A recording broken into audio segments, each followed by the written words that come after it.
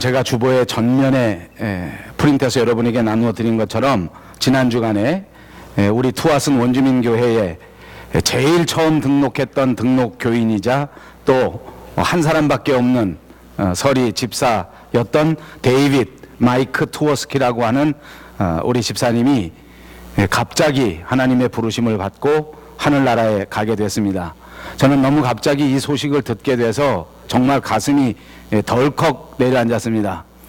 얼마 전 제가 보고를 듣기로는 하루 이틀 동안 교회 나오지 않아서 한 주도 이유 없이 빠지는 적이 없는 분이기 때문에 우리 김은삼 목사님께서 그 집에 신방을 갔더랍니다. 신방을 가서 문을 두드리니까 내가 그냥 안 간 게 아니고 몸이 좀 아파서 안 간 거니까 나 힘들게 하지 말고 그냥 돌아가십시오. 이렇게 안에서 말을 하길래 신방 가서 들여다보지는 못하고 그냥 알았다, 빨리 회차해서 나오길 바란다 하고 돌아왔답니다. 그리고 나서 또 다시 한 주간 또 두 주간 동안 교회에 나오지 않고 또 여러 투아슨 마을의 행사에도 오지 않았기 때문에 우리 폴 전도사가 경찰에 신고하고 그 원주민 밴드에다가 신고를 했답니다. 그동안 이런 적이 없었는데 이분이 이렇게 안 나오니 좀 찾아봐 주십시오.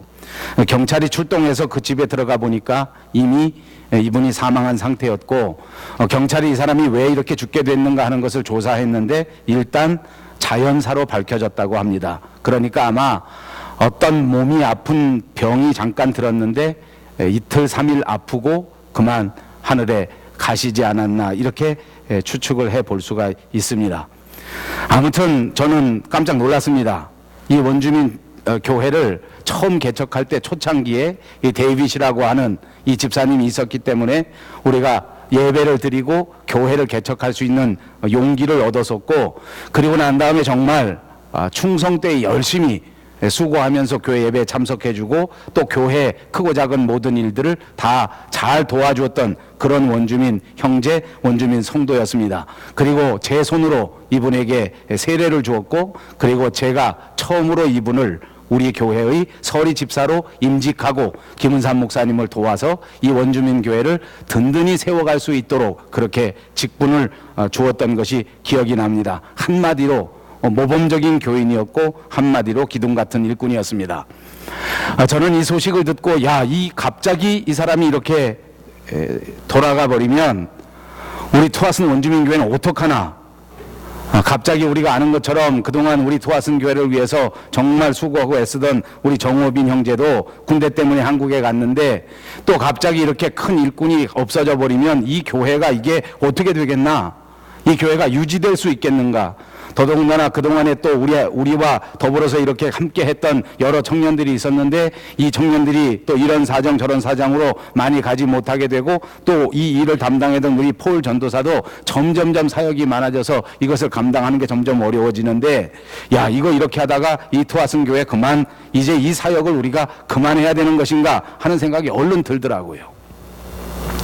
그러다 또 한쪽에서 가만히 생각해 보니까 또 다른 생각이 듭니다. 만약 우리가 투아슨의 교회를 개척할 수 있는 용기를 얻지 못했다면 아니면 우리가 이 투아슨 교회에 교회를 개척할 마음을 먹지 않았더라면 아마 이 데이빗이라고 하는 한 사람은 자연인으로서 그대로 살다가 그대로 죽었을 것입니다. 아무 의미 없는 인생으로 끝나버리지 않았겠는가.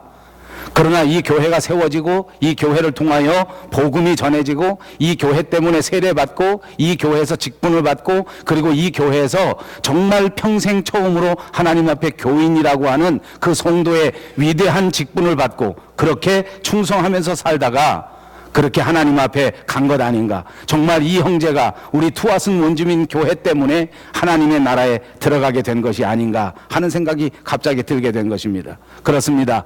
우리는 결코 순하게 평탄하게 그렇게 이 교회를 이어온 것이 아닙니다. 정말 위태위태하게 정말 어려운 형편 속에서 이 투아슨 원주민 교회가 세워지고 그리고 지금까지도 존재해 온 것입니다. 그리고 모든 사람들이 힘이 들어서 어려워서 이것이 계속될 수 있겠는가, 이 교회의 미래가 있는가 하는 걱정과 염려가 없었던 것도 아닙니다. 그러나 그럼에도 불구하고 이 교회가 이 원주민 지역에 있는 이 사람들에게 영원한 생명을 이와 같이 소개하고 그리고 영원한 생명으로 인도하고 그리고 하나님의 나라로 갈 수 있도록 만들어준 정말 위대한 교회가 아닌가 하는 생각이 들게 된 것입니다. 이 교회는 우리가 결코 포기할 수 없는 사역이다. 이 교회는 정말 이 원주민들에게 없어서는 안 될 생명의 보루다 하는 생각이 들게 된 것입니다. 더더욱 하나님 앞에 감사한 마음이 들었습니다. 저는 요한복음을 계속해서 강해해 가면서 우리 사람이 살다가 죽는다고 할지라도 그 죽음은 결코 끝이 아니라 하는 것을 누차 말씀드렸습니다. 그렇습니다. 그리스도인은 죽었다고 해서 그것이 끝이 아닙니다. 그리스도인은 넘어졌다고 해서 그것이 끝이 아닙니다. 그리스도인들은 아팠다고 해서 그것이 끝이 아닙니다. 그리스도인들은 설사 실패했다고 할지라도 그것이 끝이 아닙니다. 오히려 고난을 통해서, 오히려 어려움을 통해서, 오히려 시험을 통해서, 아니 죽음을 통해서도 하나님의 나라 천국으로 들어가는 진짜 생명을 얻는 영생의 관문으로 들어갈 수 있다고 하는 이 엄연한 축복의 사실을 여러분 모두 꼭 믿으시기를 주님의 이름으로 축복합니다. 예수님은 십자가의 죽음에서부터 다시 살아나셨습니다. 부활하셨습니다. 제자들은 이 사건을 접하고 이 소식을 접하고 너무나 엄청난 이야기였기 때문에 마음으로 받아들이지를 못했습니다. 그야말로 반신반의할 수밖에 없었습니다. 그런데 제자들 앞에 예수님이 부활하신 몸 그 상태로 나타나 주신 것입니다. 갑자기 나타나셔서 자기의 몸을 보여주시고 자기의 상처를 보여주시고 그 몸을 만질 수 있도록 만들어 주신 것이 오늘 본문의 내용 아닙니까? 이 사건 때문에 그토록 엄청난 충격을 받았던 이 제자들은 차츰차츰 믿음을 회복하게 되었고 차츰 정말 위대한 믿음의 용사로 든든히 설 수 있게 된 것입니다. 오늘 본문을 보십시오. 아직도 제자들은 예수님이 부활하고 난 다음에도 유대인들이 무서워서 겁에 질려서 두려워 벌벌 떨고 문을 잠그고 숨어 있었습니다. 그러나 여러분, 이 사람들이 지금 여태까지 아직도 불안해하고 아직도 염려하고 그렇게 무서워하고는 있었지만 그러나 분위기는 전과는 조금 달랐습니다. 왜냐하면 이미 예수님께서 부활하셨다고 하는 소식을 여인들을 통해서 들은 다음이었기 때문입니다. 우리들 가운데 베드로와 요한이 예수님의 부덤에 가서 예수님께서 진짜 살아나셨다고 하는 것을 확인한 이야기도 우리가 분명히 들었습니다. 그리고 여자들이 와서 증언하기를 예수님이 다시 살아나셔서 부활하셔서 우리에게 말씀하셨던 그것처럼 갈릴리에 가서 우리를 만나자, 다시 그곳에서 나를 만날 수 있다라고 하는 말을 전해달라고 하는 소리를 듣게 된 것입니다. 무언가 불안 속에 있었지만 분위기는 달랐습니다. 아직도 염려가 있었지만 분명히 마음의 상태는 흥분 그 자체였을 것입니다. 그때 그 불안에 떨고 있는 제자들에게 숨어있는 그 장소에 예수님이 홀연히 나타나신 것입니다. 그리고 숨어있는 벌벌 떠는 그 제자들에게 오늘 말씀하셨습니다. 오늘 주님께서 이 제자들에게 말씀하신 이 세 마디 말씀을 우리가 다시 한번 곱씹어보면서 우리에게 주시는 큰 은혜를 함께 나누기를 바라는 것입니다. 그 첫 번째 말씀은 주님이 우리에게 말씀하실 때에 너희에게 평강이 있을지어다 하신 말씀입니다. 평강, 평안입니다. 평화입니다. 평강과 평안은 우리 인생에게 있어서 가장 중요한 것 중에 하나입니다. 물론 평화 말고도 우리 인생에는 중요한 것이 얼마나 많은지 모릅니다. 여러분이 살아가는데 꼭 필요한 것은 무엇이라고 생각하십니까? 아마 우리가 사는 인생 가운데 돈이 가장 필요한 것이라고 생각합니다. 돈이 없이는 인간답게 살 수가 없기 때문입니다. 그렇습니다. 우리가 사는 데는 명예도 필요합니다. 우리가 살아가는 인생에는 권력도 필요합니다. 사람들 사이에 인기도 필요합니다. 그리고 우리들에게는 스펙도 필요합니다. 모든 것들이 다 필요하고 또 틀림없이 우리 인생에게는 건강도 필요합니다. 그러나 여러분 생각해 보십시오. 우리의 육체가 아무리 건강하다고 할지라도 우리 마음속에 평강이 없다면, 평화가 없다면 이런 게 다 무슨 소용이겠습니까?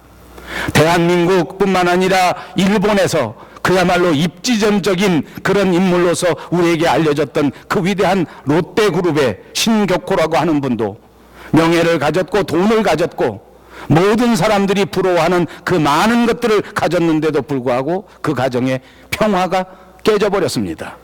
형제간에 평강이 없어져 버리지 않았습니까? 이제 그들이 가지고 있는 명예가 무슨 소용이 있으며 이제 그들이 가지고 있는 그 많은 돈들이 과연 무슨 소용이 있단 말입니까?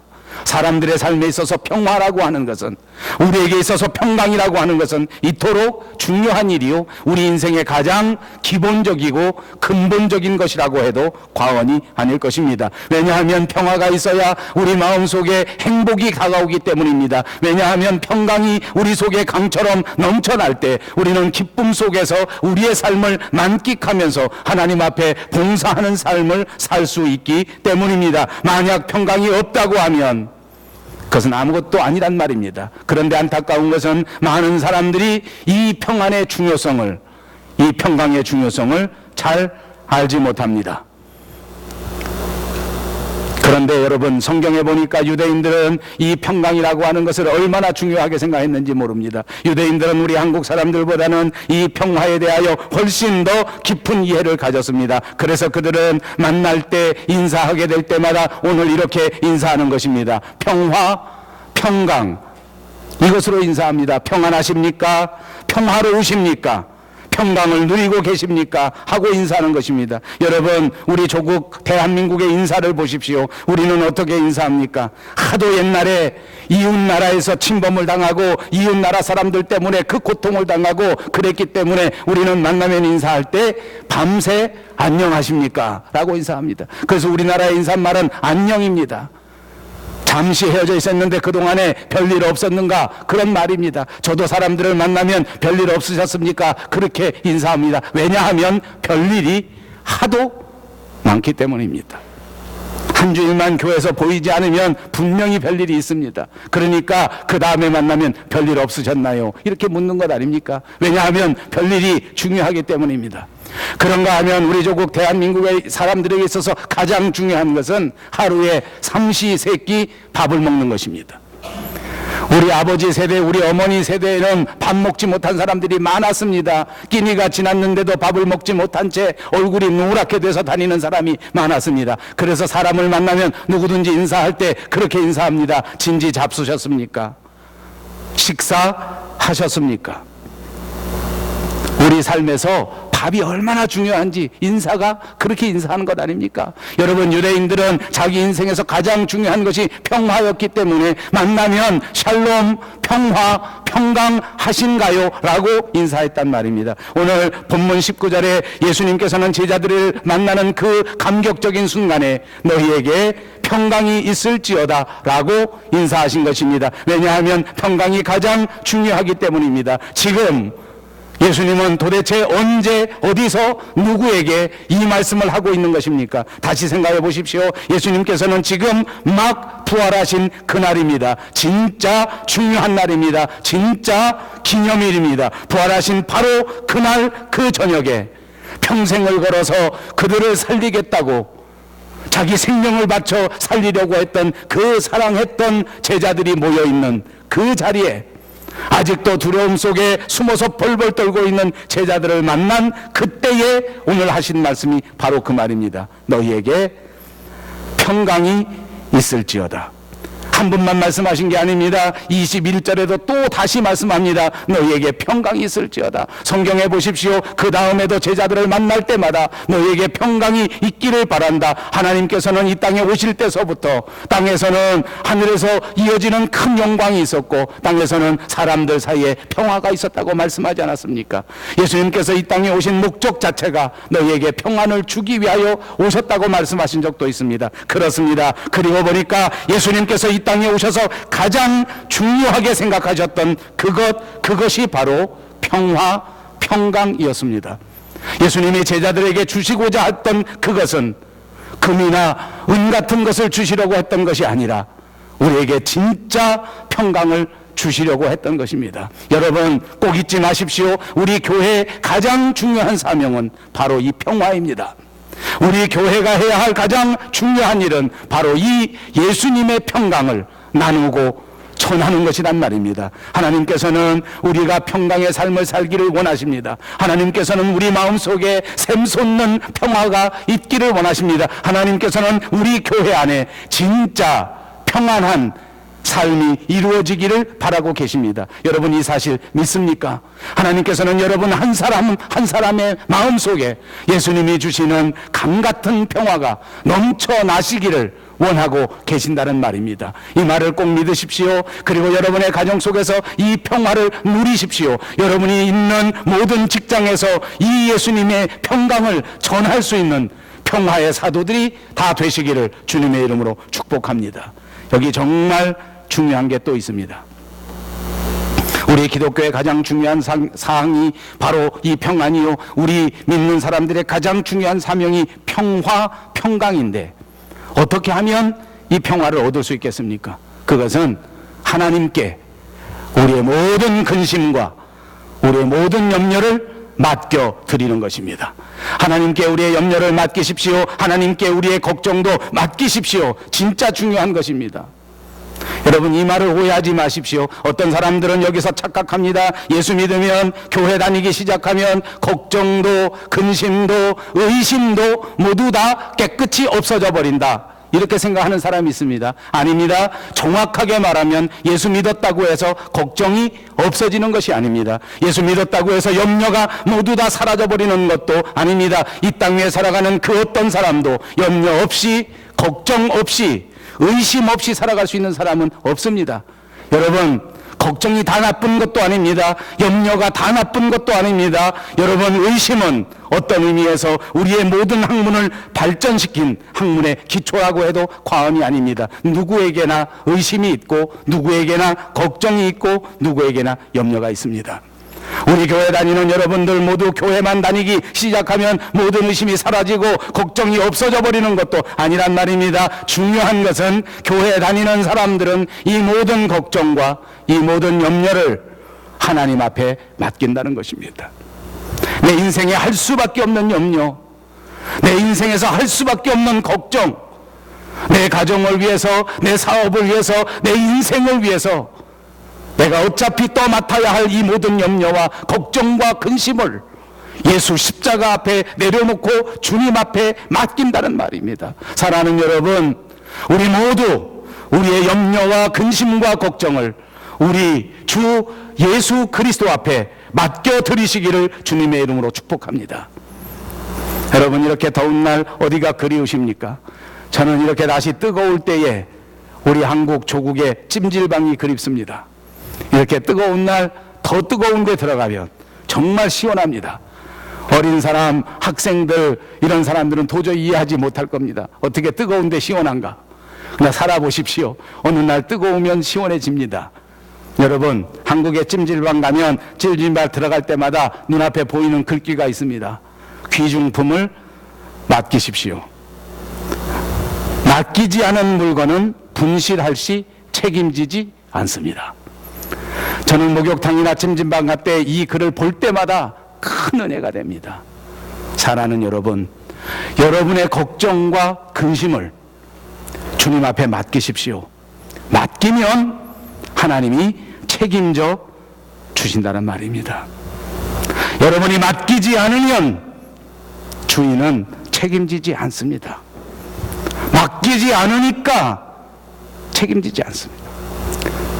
인생에 사는 걱정과 근심과 염려, 자기 혼자 껴안고 자기 혼자 부둥켜 안고 끙끙 앓고 계시지 마십시오. 그냥 이 모든 고민을 우리 인생의 주인이 되시고 온 세상의 주인이 되시는 그 전능하신 하나님 앞에 맡겨 드리시기를 바랍니다. 사도 바울은 빌립보서 4장 6절과 7절에 이렇게 말씀합니다. 아무것도 염려하지 말고 오직 모든 일에 기도와 간구로 너희 구할 것을 감사함으로 하나님께 아뢰라. 그리하면 모든 지각에 뛰어난 하나님의 평강이 그리스도 예수 안에서 너희 마음과 생각을 지키시리라. 아멘. 염려거리를 가지고 하나님 앞에 맡겨드리라는 말입니다. 기도함으로 하나님께 아뢰시라는 말씀입니다. 그러면 어떻게 된다는 것입니까? 하나님께서 우리에게 평강을 더해 주신다는 것입니다.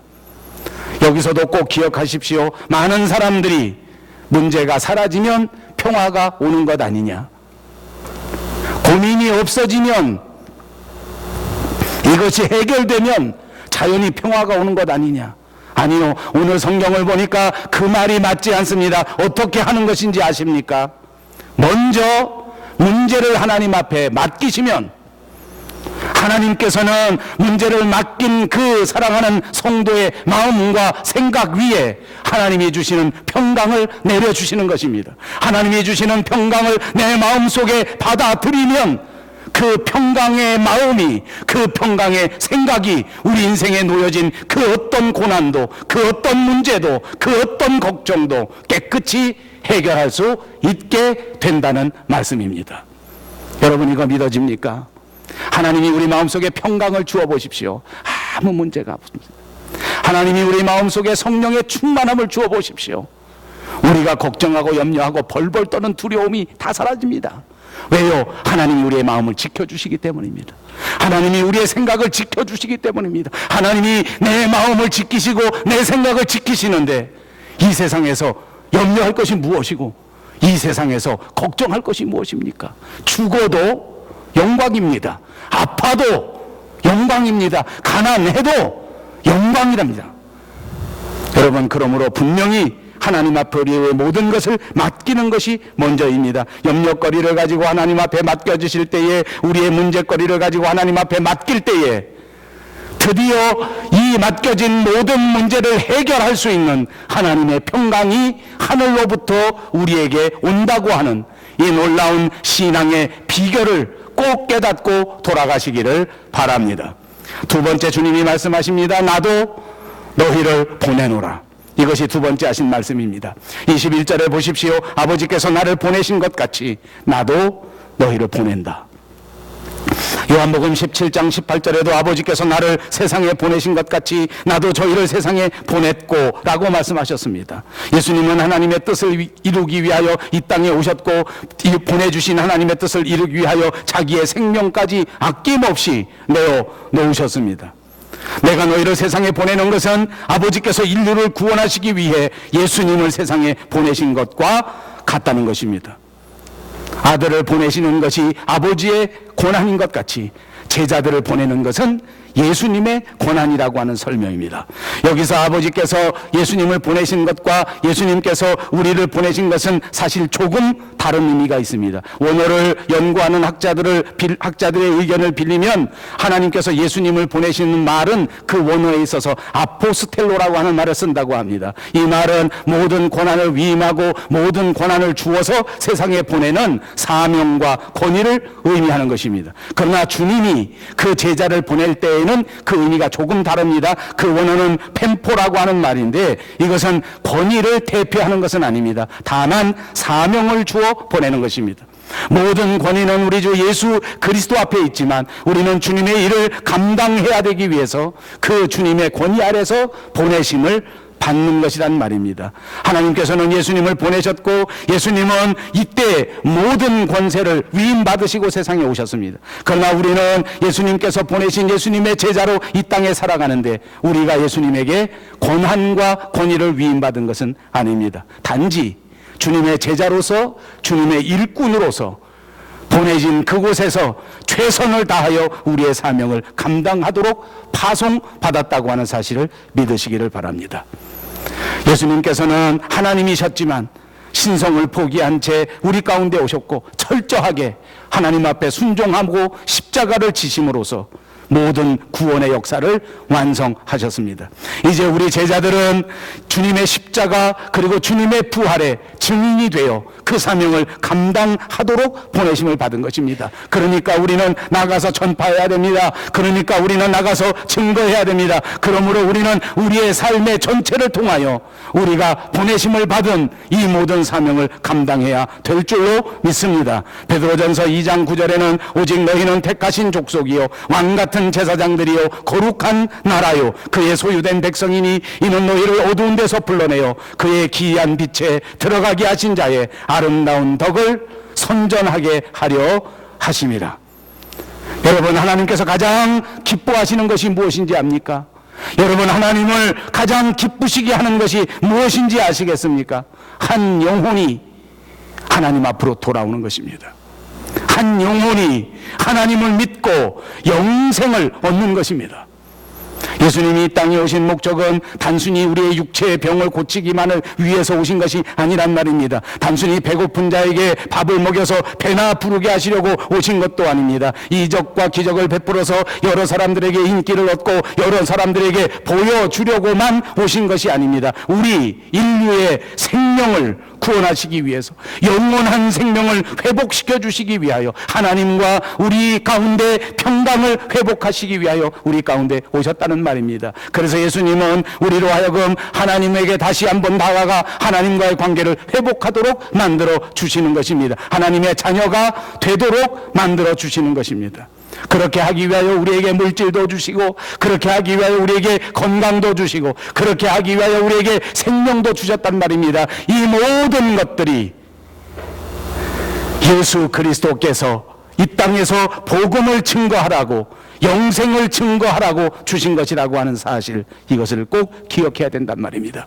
마태복음 28장 19절에는 그러므로 너희는 가서 모든 족속으로 제자를 삼아 아버지와 아들과 성령의 이름으로 세례를 주고 내가 너희에게 분부한 모든 것을 가르쳐 지키게 하라고 말씀하셨습니다. 그러시면서 우리에게 말씀하시기를 볼지어다 내가 세상 끝날까지 너희와 항상 함께 있으리라. 감사한 것은 바로 이것입니다. 세상 끝날까지 하나님께서 우리와 항상 함께 하신단 말입니다. 여러분, 이 사실을 꼭 믿으십시오. 주님이 우리와 함께 하시기 때문에 우리는 이 엄청난 사명을 감당할 수 있게 될 줄로 믿습니다. 마지막 세 번째 말씀입니다. 그것은 제자들에게 성령을 받으라 하시는 말씀이었습니다. 성령, 그것은 우리 인생의 가장 큰 지혜입니다. 성령, 그것은 우리 인생에게 가장 중요한 능력의 원천이 되는 줄로 믿습니다. 성령을 받아야 세상을 지혜롭게 살 수 있습니다. 성령을 받아야 진리가 무엇인지를 깨닫게 됩니다. 성령을 받아야 이 모든 인생을 승리할 수 있는 능력을 발휘하게 될 줄로 믿습니다. 숨을 크게 내쉬시면서 성령을 받으라 말씀하셨습니다.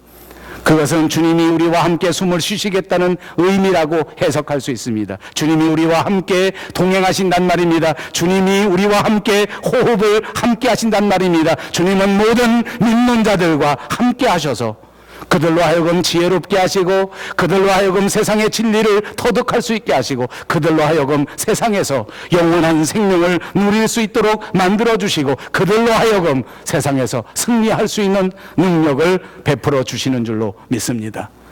빈들의 마른 풀 같았던 우리의 영혼, 시들어버렸던 우리의 영혼이 다시 단비와 같은 성령을 만나 소성케 되는 위대한 역사가 있는 줄로 믿습니다. 성령의 바람이 우리의 심령 위에 몰아쳐 올 때에 우리 속에 마른 뼈같이 죽어버린 우리의 인간성이 큰 군대와 같이 부흥되는 역사가 일어날 줄로 믿습니다. 이것이 에스겔 골짜기에 있었던 환상이었습니다. 이것이 오순절 마가의 다락방에 있었던 성령 충만의 체험이었습니다. 나약했던 제자들, 겁에 벌벌 떨고 있었던 제자들, 아무것도 할 수 없었던 제자들에게 성령이 임하시니, 말씀이 임하시니 그들은 모두 변화되었습니다. 그들은 모두 새로워졌습니다. 나아가 주님의 복음의 말씀을 외치는 자들이 되었습니다. 예수님이 우리의 구주이십니다. 예수님은 하나님의 아들이십니다. 우리의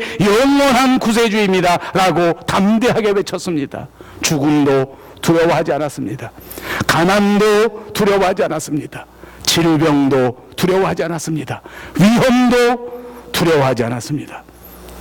배운 것도 모자르고 가진 것도 모자르고 사회적 지위도 모자랐던 제자들이었지만 그들은 성령의 충만함을 받고 한 번 나아가 전도할 때에 3,000명씩 회개하는 역사가 일어나게 되었습니다. 이 부족한 사람들이었지만 변화되어 나가 주님의 복음을 전할 때 듣는 사람들이 우리가 어찌할꼬 가슴을 치면서 회복하는, 회개하는 위대한 역사가 있었단 말입니다. 이것이 어떻게 사람의 힘이겠습니까? 이것이 어떻게 사람이 감당할 수 있겠습니까? 이것은 성령께서 우리에게 주시는 능력인 줄로 믿습니다. 사랑하는 여러분, 오늘 이 순간도 성령께서는 저와 여러분을 담대하게 만들어 주실 것입니다. 우리로 하여금 나아가 주의 복음을 외치게 만들어 주실 것입니다. 여러분, 전도하는 사람들을 보십시오. 선교사들을 보십시오. 그들은 정말 담대하지 않습니까? 그들은 두려움이 없습니다. 생활도 걱정하지 않습니다. 위험도 걱정하지 않습니다. 무조건 나아가 주의 복음을 전합니다. 성령이 임하시면 권능을 받는 것입니다. 그래서 예루살렘과 유대와 땅끝까지 이르러서 이 복음의 역사를 확장하고 이 하나님의 나라를 확장하게 된 것입니다. 이 복음이 우리나라에 들어오고 이 복음이 우리 나라를 통하여 전 세계에 수출되고 있는 것입니다. 이것 때문에 오늘날 교회가 세워지고, 이것 때문에 오늘날 부흥의 역사가 이루어지고, 이것 때문에 많은 그리스도인들이 성령 충만의 삶을 살게 된 것입니다. 여러분, 그러므로 문제는 이 성령의 충만함입니다. 어떻게 하면 성령의 충만함을 받을 수 있는 것입니까? 그것은 부활하신 주님을 다시 만나는 것입니다. 내가 부흥되기 위해서는 예수님을 만나야 합니다. 내가 다시 한번 일어서기 위해서는 주님의 말씀을 들어야 합니다. 사랑하는 여러분, 주님을 만나시기 위하여 더더욱 말씀에 집중하시기 바랍니다. 주님을 만나시기 위하여 더더욱 뜨겁게 기도하시는 여러분들이 되시기를 바랍니다. 부활하신 주님이 여러분에게 오셔서 다시 한번 말씀해 주실 때에 여러분의 마음이 평강으로 충만해지고, 여러분의 마음이 성령으로 충만해지고, 그때에 그 기쁨과 능력을 받게 되는 것입니다. 그래야 그리스도인답게 살 수 있습니다. 그래야 담대하게 살 수 있습니다. 그래야 주님을 기쁘시게 할 줄로 믿습니다. 사랑하는 여러분, 오늘 우리는 다시 한번 우리의 사명을 새롭게 하면서 주님과 더불어 이 뜨거운 사명을 위하여 남은 우리의 인생을 아낌없이 드릴 수 있는 결단의 제자들이 다 되시기를 주님의 이름으로 축복합니다. 부활하신 주님께서 저와 여러분, 그리고 우리 교회, 우리가 개척한 투아슨 원주민 교회 위에 세상 끝날까지 함께해 주실 줄로 믿습니다. 기도하겠습니다. 자비하신 우리 하나님, 참 감사합니다. 성령 충만하여 의미 있는 사명자의 삶을 살아가게 하여 주시옵소서. 예수님의 이름으로 간절히 기도하옵나이다. 아멘.